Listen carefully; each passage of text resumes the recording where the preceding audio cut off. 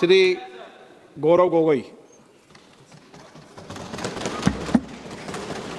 धन्यवाद अध्यक्ष महोदय। इस बिल पर प्रारंभ करने से पहले मैं आपका ध्यान असम में हुए बाढ़ और वहां पर लगभग 70 व्यक्तियों की मौत की तरफ आकर्षित करता हूं और इस सदन से बड़ी पीड़ा मन से, बड़े दुखी मन से केंद्र सरकार से असम के लोगों के लिए एक विशेष पैकेज की मैं गुजारिश करता हूं। सर, मैं शुरुआत करता हूं इस बिल से। और अभी हमने आदरणीय मंत्री जी के वक्तव्य सुना और उनके बात और इस संशोधन वाले बिल का विवरण पढ़ के साफ साफ पता चल जाता है कि ये सरकार शिक्षा विभाग को लेकर गंभीर नहीं है, सुधार नहीं लाना चाहती। ये सिर्फ एक दिखावा का बिल है, क्योंकि ये बिल एक संशोधन बिल है। आज से 2 साल पहले ये बिल लाया गया था, public examinations prevention of unfair act 2024। उस समय में भी एक यूजीसी ये नीट के 2024 के परीक्षा को लेकर पूरे देश भर में लोगों के मन में व्यापक चिंता थी। उस समय में भी इसी तरह आज जैसे मंत्री जी कह रहे हैं, सरकार ने इस बिल का इंट्रोडक्शन करते हुए ये कहा कि ये बहुत ही एक ऐतिहासिक कदम है, एक बहुत बड़ा कदम है और इससे शिक्षा विभाग सुधरेगा और इससे परीक्षा में जो पेपर लीक होते हैं अब नहीं होगा, अब किसी का साहस नहीं होगा। ऐसे ऐसे कड़े दंड उस समय सरकार ने कहा कि 2024 के बिल में वो लाए हैं। तो जो 2024 के नीट यूजी पेपर लीक पे जो तहकीकात हुई, जो इन्वेस्टिगेशन हुआ, मैं पढ़ना चाहता हूं उसकी स्थिति आज क्या है, ताकि पता तो चले कि यह सरकार 2 साल पहले जो नीट परीक्षा को लेकर जो व्यापक भ्रष्टाचारी हुई उसको लेकर यह सरकार कितनी गंभीर है। बहुत दुख के साथ मैं कहना चाहता हूं कि एक अखबार में आर्टिकल आया 2026 में कि जो 45 व्यक्ति थे जो चार्जशीट हुए थे नीट यूजी 2024 पेपर लीक के मामले में, 45 में से 44 को बेल मिल चुका है।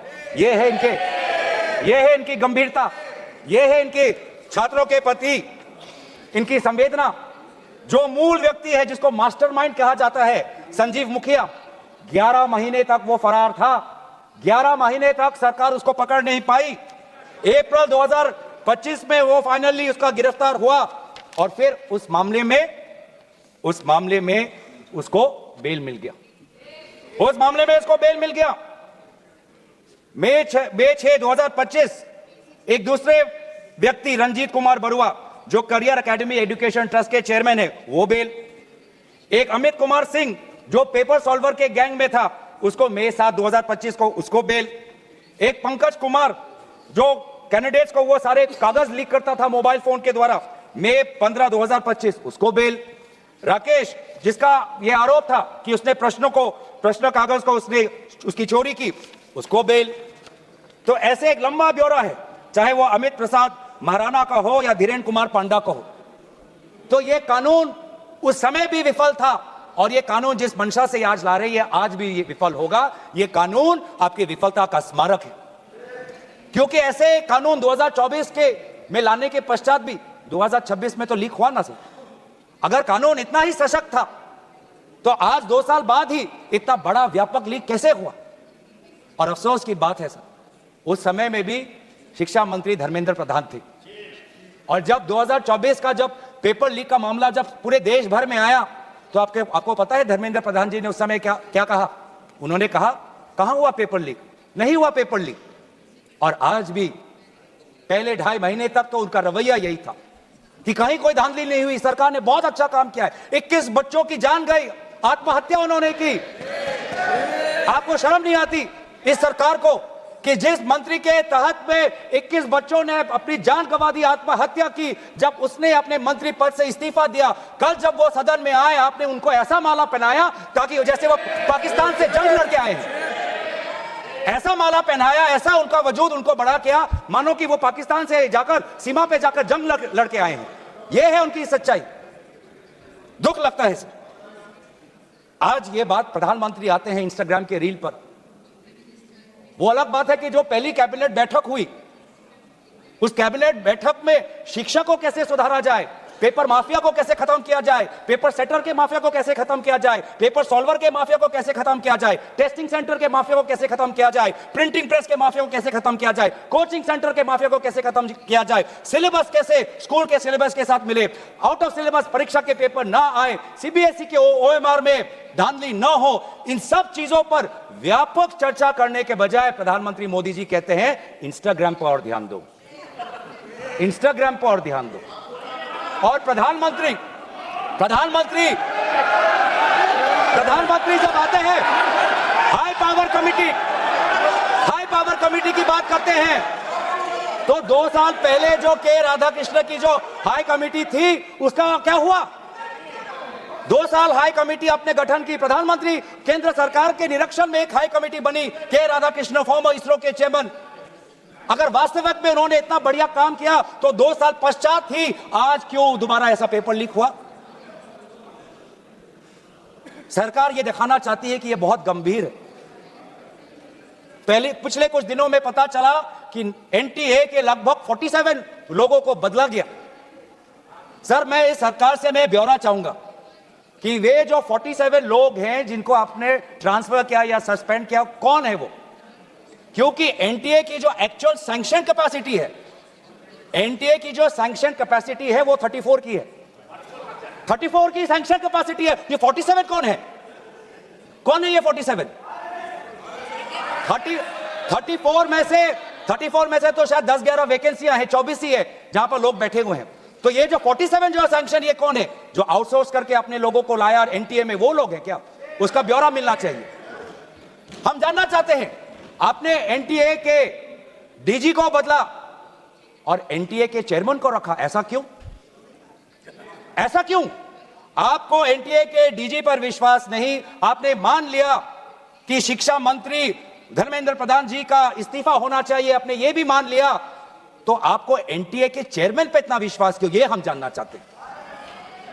सुनाई दे रहा होगा सर, एक विशेष संगठन के साथ जुड़े हुए हैं, उसका ब्यौरा देख लीजिए, एनटीए के चेयरमैन का ब्यौरा देख लीजिए। इससे पहले वो मध्य प्रदेश के पब्लिक सर्विस चेयरमैन के वो कमीशन के चेयरमैन थे, और उस समय में भी धांधली हुई, उससे पहले वो छत्तीसगढ़ में भी पब्लिक सर्विस कमीशन में चेयरमैन थे, उस समय में भी धांधली हुई। ऐसे इतने धांधली से जुड़े हुए व्यक्ति को आज भी इतने पेपर लीक होने के पश्चात भी आपकी सरकार बचा रही है, आपकी सरकार बचा रही है। जिस एनटीए के द्वारा 21 बच्चों ने आत्महत्या की, आज भी वो चेयरमैन बचा हुआ है। क्यों? क्योंकि वो एक विशेष संघ के साथ जुड़ा हुआ है। और यही दर्शाता है कि आप शिक्षा विभाग में आप सुधार नहीं चाहते, क्योंकि आरएसएस के लिए शिक्षा विभाग बहुत ही महत्वपूर्ण विभाग है, मैंने कोई असंसदीय बात नहीं की। आरएसएस के लिए शिक्षा विभाग बहुत महत्वपूर्ण विभाग है, और इसीलिए हम देखते हैं, चाहे यूनिवर्सिटीज के वाइस चांसलर्स के अपॉइंटमेंट में हो, कॉलेज के प्रिंसिपल के अपॉइंटमेंट में हो, जब फैकल्टी की बदली होती है उसमें हो, चाहे आउटसोर्सिंग में हो, हर चीज में हम देखते हैं कि जिन यूनिवर्सिटी की कल्पना पंडित नेहरू ने एक साइंटिफिक टेम्पर के द्वारा उन यूनिवर्सिटीज के एक सपना देखा था, आज उन्हीं यूनिवर्सिटीज में क्वालिटी पर ध्यान नहीं दिया जा रहा। आप शिक्षा के माध्यम से इस पीढ़ी को आने वाले चुनौतियों के लिए तैयार नहीं कर रहे। आप शिक्षा के माध्यम से इस पीढ़ी के लोगों को आने वाले समय में आपके दल के सदस्य बने, आपको वोट दे, उसके लिए आप एक माहौल बना रहे हो। यह है आपके लिए शिक्षा का उद्देश्य, यह है शिक्षा का उद्देश्य। और हमने देखा कि वे जो संस्थाएं, चाहे वो आईआईटी हो, चाहे जेएनयू हो, चाहे डीयू हो, देश भर से माता पिता अपने बच्चों को बोल रहे कि जाओ दिल्ली जाओ, अगर दिल्ली नहीं जा सकते तो बॉम्बे जाओ, बिहार में जाओ, लेकिन धरना प्रदर्शन करो। आज शिक्षा की बात है, आपको अपना भविष्य आपको बचाना है। मैं नहीं जा सकता पर मेरी आशीर्वाद तुम्हारे साथ है। एक मां ने एक आशीर्वाद के साथ अपनी बेटी को भेजा, एक बाप ने अपने बेटे के पीठ पे थपथपाकर उसको जंतर मंतर पे भेजा, और डीयू, आईआईटी, जेएनयू कहती है आप मत जाओ। छात्रों को कहती है अगर आप जाओगे तो आपके करियर पर प्रभाव बन सकता है। यह है शिक्षा की संस्थाएं। ऐसे हम आने वाली चुनौतियों के लिए हम भारत का निर्माण करेंगे, अपने युवाओं को हम उनको ताकत देंगे। इसीलिए अगर एक बात इस पूरे घटनाक्रम से निकलती है वो ये है कि आज शिक्षा में ये इस बिल से, जिसमें आपने पेनल्टीज बढ़ा दिए, पनिशमेंट बढ़ा दिए, इससे हमारा शिक्षा विभाग नहीं सुधरेगा। राहुल गांधी जी बार बार कहा कि धर्मेंद्र प्रधान जी सिर्फ एक मुखौटा है आपके शिक्षा विभाग, आपकी शिक्षा के प्रति जो उनका आपकी जो नीति है वो सिर्फ एक उसका एक चिन्ह है, एक सिंबल है। उनके हटने से भी शिक्षा में सुधार आएगा। आज भी ना बच्चों को विश्वास आता है इस बात पर, ना हमें इस बात पर विश्वास है। लेकिन इसके पश्चात भी आज शिक्षा पर बातचीत हो रही है, आज शिक्षा को लेकर धरना हो रहा है, आज शिक्षा को लेकर जंतर मंतर में हजारों की तादाद पर लोग इकट्ठित हुए। आज शिक्षा के विषय पर सारे दल संगठन सब ने अपने अपने प्रदेशों में, चाहे महाराष्ट्र में हो, चाहे यूपी में हो, चाहे बिहार में हो, चाहे पश्चिम बंगाल में हो, चाहे या असम में हो, सब जगह विभिन्न राजनीतिक दल संगठन और इन दल संगठन से अलग सारे युवा सड़क पे आ गए। सब ने अपने शिक्षा की मांग की। और क्यों मांग की? उनके दुख को पहले हमें समझना चाहिए, उनके पीड़ा को हमको समझना चाहिए, वो उनके अंदर जो नाराजगी है उस बात को हमें समझना चाहिए। नहीं तो किसी का इतना साहस नहीं कि सड़क पे आके गर्मी बारिश सड़क पे सोना, पुलिस की लाठी खाना, दिन दिन भूख हड़ताल पे रहना, सबकी इतनी साहस नहीं है। ये साहस कहां से आता है? ये साहस आता है उस दर्द से, जिस दर्द में अपने भविष्य को लेकर वो विवश हैं, जिस दर्द में अपने देश के भविष्य को लेकर वो विवश है, जिस दर्द को वो आज के समाज में उसको व्यक्त भी नहीं कर सकते, सरकार से सवाल भी नहीं पूछ सकते। और बहुत ही बढ़िया एक व्यक्ति ने इस पूरे जो दर्द है, इस दर्द के बारे में बात करते हुए गोपाल दास नीरज के गीत की बात करता है। वो व्यक्ति जिस व्यक्ति से राहुल गांधी जी मिलने गए, उसने कहा, उसने हमें याद दिलाया कि नीरज की वो पंक्तियां, स्वप्न झरे फूल से, मीत चुबे शूल से, लुट गए सिंगार सभी, भाग गए बबूल से, और हम खड़े खड़े बाहर देखते रहे, कारवां गुजर गया गुबार देखते रहे। ये बच्चों की वो दुख है। क्या करें? हमारे पास पैसे नहीं है इतने कि हम पेपर खरीद पाएं। 30-30 लाख का पेपर हमें खरीदने के पास, हमारे पिताओं के पास इतने सामर्थ्य नहीं है। वो दुख है, वो नाराज है, और इसीलिए जब वो दुख से वो लड़ नहीं पाते तो आत्महत्या पर आ पड़ते। और एनसीआरबी में सर आज देश की ये व्यवस्था, देश की असली ये है कि आज एनसीआरबी में, नेशनल क्राइम रिकॉर्ड्स ब्यूरो में, ये भी एक कारण है कि आत्महत्या हुई क्योंकि वो बच्चा एग्जाम में फेल हुआ। ऐसा भी एक कारण आ गया है। बच्चों की आत्महत्या, छात्रों की आत्महत्या लगभग 1 लाख से ऊपर बढ़ चुकी है। 1 लाख से ऊपर, जिसमें से 2000 ने तो साफ साफ कहा है, 2400 ने साफ साफ कहा है कि मैं फेल हो गया और इसीलिए मैं सुसाइड ले रहा हूं। बहुत लोग, बच्चों ने फैमिली, पारिवारिक कारण से, फैमिली रीजन से वो आत्महत्या होने की। लेकिन इसके पश्चात भी वे युवा आए, वो चाहे गुजरात से हो, वो चाहे महाराष्ट्र से हो, चाहे विदेश से हो, चाहे दक्षिण भारत से हो, महाराष्ट्र से, वो सब आए। और जब वो आए और दिल्ली की गर्मी, दिल्ली के बारिश से जब वो जो उन्होंने उसमें जो दर्द है, उसमें जो संघर्ष है, उस संघर्ष को याद करते, उस संघर्ष को झेलने में उन्होंने याद किया सावित्रीबाई फुले को। वे लड़कियां जो आई थी, ऐसे बहुत लड़कियां थी जिन्होंने रील पे कहा कि मैं अपने माता पिता को बिना बोले में जा रही हूं क्योंकि मुझे लड़ना है। ऐसे भी लड़कियां थी जिन्होंने कहा कि मैं छात्र नहीं हूं, मैं काम करती हूं, लेकिन मैंने भी कुछ साल पहले नीट का परीक्षा दिया था, मैं पहले अटेम्प्ट में मेरा पेपर लीक हो गया, कितना मानसिक मेरे पे दबाव बना मैं खुद समझ सकती हूं। आज अगले पीढ़ी के साथ, जिस समय मैं खड़ी नहीं हो पाई, मैं बाहर नहीं आ पाई, लेकिन आज अगले पीढ़ी के साथ मैं खड़ा होना चाहती हूं, मैं जाऊंगी आज। ये सब वहां पे आए क्यों? क्योंकि उन्होंने इतिहास को याद किया कि जिस प्रकार से सावित्रीबाई फुले हो या फातिमा शेख हो, जिस प्रकार से समाज ने उन पर उत्पीड़न किया, लेकिन वो कभी भी अपने बाग से हटे नहीं। युवा लोग आए, एक लड़का था हरे शर्ट में, वो पुलिस को बोलना कि मार, मुझे मारो, मारो सर मारो। उसमें वो भगत सिंह का जज्बा हमें दिखाई दिया। हमेशा उसने हाथ नहीं उठाया, उसने खाली बोला कि मारो, क्योंकि ये थी लोगों की और युवाओं की ताकत कि अब वो डर उनसे चला गया, डर खत्म हो गया, डर गायब हो गया। लाठी है, दर्द होगा, रात को सोने में मुश्किल होगी, लेकिन सब लोग कह रहे थे कि कुछ नहीं होता, अगर शिक्षा के लिए, अपने भविष्य के लिए अगर मुझे 2-3 लाठी भी खानी पड़ेगी तो मैं लाठी खाने जाऊंगा। ऐसे भी लोग थे जो 20 जुलाई की रात को आए। वो 20 जुलाई के सुबह नहीं थे, 7 बजे नहीं थे, 4 बजे दोपहर को नहीं थे, वो रात को 10 बजे आए। क्यों? क्यों? उनको दुख हुआ। उन्होंने रील में देखा कि किस प्रकार से पुलिस वालों ने बच्चों पर हाथ उठाया और उन्होंने बोला कि चलो मैं भी एक लाठी खाने जाऊंगा। यह है हमारा युवा शक्ति। मैं इस सदन से भारत के युवा समाज को मैं नमन करता हूं, आभार प्रकट करता हूं, शुभकामनाएं मैं देता हूं, धन्यवाद देना चाहता हूं कि आपने हमें दोबारा याद दिलाया कि लोकतंत्र का मतलब क्या है। आपने दोबारा हमें याद दिलाया कि सवाल पूछना आप सबका, हमारा सबका मौलिक अधिकार है। हमने वो भी देखा उस मध्य प्रदेश से आए हुए आदमी को, जिसके सर पर खून निकल रहा था। क्यों? क्योंकि कांटों से भरा हुआ एक डंडा उसके सर पर पड़ा और उसने तब भी वो पीछे नहीं हटा। खून से लथपथ उसका चेहरा, उस समय भी पुलिस को लड़का रहा था कि देखो ये लोकतंत्र है, लोकतंत्र में जनता जनार्दन है, जनता प्रजा राजा होता है। ये है वहां की उस ताकत। बहुत लोग कहते हैं कि बहुत से गलत शब्द भी उस सभा में जंतर मंतर में किए गए। मैं उन गलत शब्दों का, जो मर्यादा से बहुत दूर है और मर्यादित है, उन शब्दों का समर्थन नहीं करता, लेकिन उन शब्दों के बारे में भी याद करना चाहिए जो बाकी बच्चों ने हमें याद दिलाया।